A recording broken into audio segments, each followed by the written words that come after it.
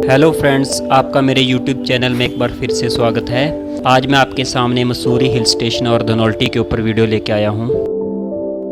Mussoorie hill station, जैसा कि आपको पता ही है कि मॉनसून सीज़न में इसकी ब्यूटी देखते ही बनती है। ये ट्रिप लॉकडाउन से पहले का है और रेनी सीज़न है। आप देख सकते हैं चारों तरफ बादलों की छटा देखते बन रही है।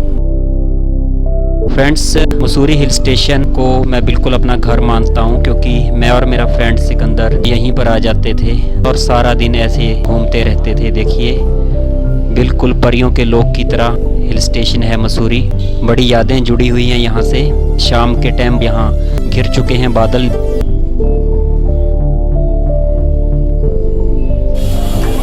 और यहाँ पर एक पार्टी भी थी, छोटी सी।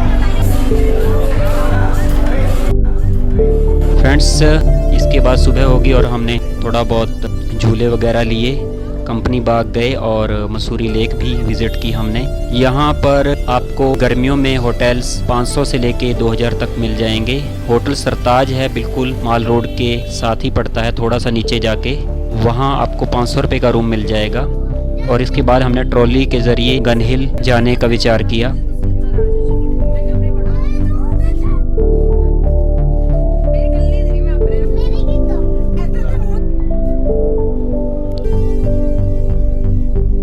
और गन हिल से बड़ा ही प्यारा व्यू दिख रहा था नीचे मसूरी का और सड़कों का। बादल छाए हुए थे।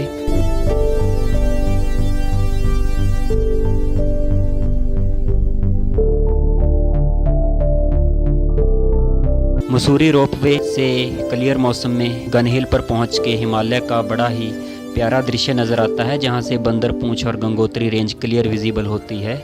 आज से लगभग 8-10 साल पहले यहाँ पर एक तिब्बतन स्कूल भी हुआ करता था। अब मुझे वो नज़र नहीं आया। देखिए, हम ट्रॉली के माध्यम से नीचे आ चुके हैं और मसूरी मार्केट खचाखच भरी हुई टूरिस्ट से। इसके बाद हम मसूरी घूम घाम के धनौल्टी के लिए चल पड़े और क्लियर मौसम था। सुबह को क्लियर हो जाता है मानसून सीज़न में। दोस्तों, मसूरी में कैंपटन फॉल और लाल टिब्बा लंडौर भी देखने की जगह हैं। आप यहाँ विज़िट कर सकते हैं। कैमल्स बैक एंड और एवरेस्ट पीक का ट्रैक भी आप कर सकते हैं। देखिए, बड़े ही प्यारे रास्ते हैं धनौल्टी के। धनौल्टी को भी बादलों का घर कहा जाता है, जैसे कि मसूरी को कहा जाता है।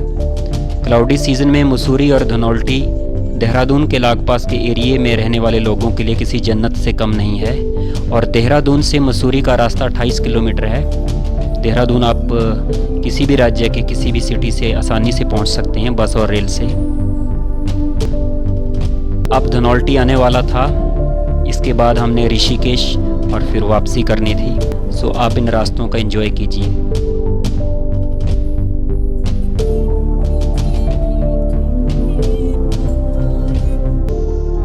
देखिए, यहाँ पर बिल्कुल एक पास सा बन गया है।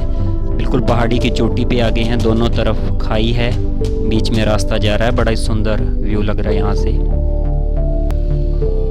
दोस्तों, मसूरी, शिमला, नैनीताल और मनाली, यहाँ आप ऑफ सीज़न में ही आएँ, चाहे क्लाउडी सीज़न में आएँ, चाहे आप जनवरी फरवरी में आएँ या अक्टूबर में भी आ सकते हैं। तो आपको बड़े ही कम रेट पे यहाँ पर होटल्स वगैरह मिल जाएंगे। मसूरी से धनौल्टी 35 किलोमीटर पड़ती है और यहाँ पर रास्ते में ईटिंग पॉइंट्स की, रेस्टोरेंट की कोई कमी नहीं है। एक परफेक्ट पिकनिक पॉइंट है देहरादून के आसपास जो लोग रहते हैं। हरियाणा, पंजाब के कई टूरिस्ट यहाँ पर आपको वीकेंड में देखने को मिल जाते हैं। इसलिए वीकेंड को भी आप ध्यान में रखना जब भी मसूरी या धनौल्टी आने का विचार हो। मसूरी से वाया सुवाखोली होकर गंगोत्री और यमुनोत्री के लिए निकला जाता है, इसलिए ये गंगोत्री हाईवे पे भी पड़ता है एक पॉइंट। देखिए, अब ऋषिकेश पहुँच चुके हैं। ऐसे ही हम घूम घुमा के सामने आपको दिख रहा है लक्ष्मण झूला और नीचे गंगा नदी बहती हुई, द ग्रेट गंगा रिवर, जो कि सिंधु नदी के बाद भारत की लाइफलाइन है। सिंधु पाकिस्तान में रह गई है, इंडस।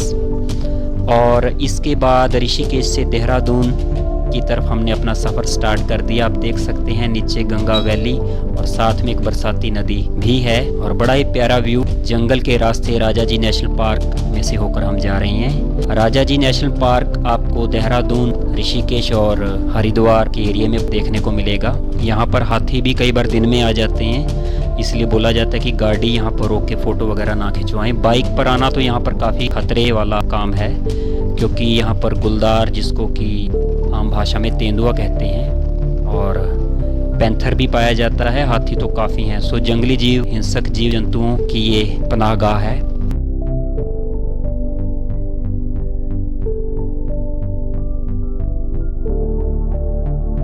और इसके बाद हम लगभग देहरादून पहुंच गए थे। देहरादून से पांवटा साहिब की तरफ हमने अपनी जर्नी स्टार्ट कर दी। ये ट्रिप हमने फैमिली के साथ किया था। मैं, मेरी वाइफ के ब्रदर और उनकी मिसेज इस ट्रिप पे गए थे। सो होपफुली फ्रेंड्स आपको ये वीडियो पसंद आया होगा। अगले किसी वीडियो के साथ फिर आपके साथ मुलाकात होगी। तब तक के लिए टेक केयर, प्रणाम।